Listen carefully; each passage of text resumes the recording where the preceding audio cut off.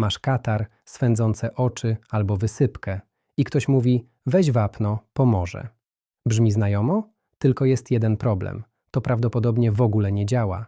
I zaraz pokażę Ci, dlaczego coś, co zna prawie każdy, jest jednym z najbardziej utrwalonych mitów zdrowotnych.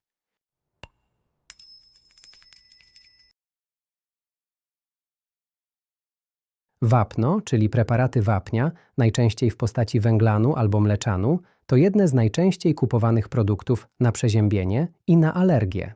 Można je dostać bez recepty, często w formie musujących tabletek. Problem w tym, że wapń nigdy nie był lekiem przeciwalergicznym. Jego główna rola w organizmie jest zupełnie inna. Odpowiada za kości, mięśnie i przewodnictwo nerwowe.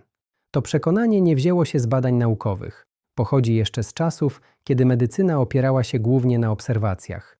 Zauważono, że wapń coś robi z naczyniami krwionośnymi i na tej podstawie zaczęto zakładać, że może pomagać w alergii. Tyle, że to nigdy nie zostało solidnie potwierdzone. I tutaj wchodzimy w najważniejszą część.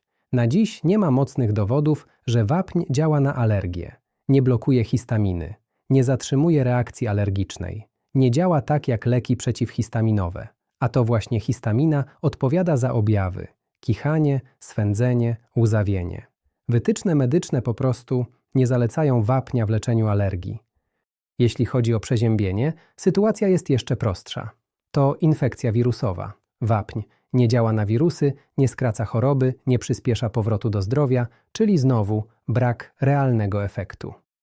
Dlaczego więc ludzie mówią, że pomaga? To bardzo dobre pytanie. I odpowiedź jest dość prosta. Po pierwsze, przeziębienie samo mija po kilku dniach. Po drugie, jeśli bierzesz kilka rzeczy naraz, trudno ocenić, co faktycznie pomogło. I po trzecie, działa efekt placebo. Jeśli wierzysz, że coś działa, możesz realnie poczuć poprawę. Ale to nie znaczy, że to działa biologicznie.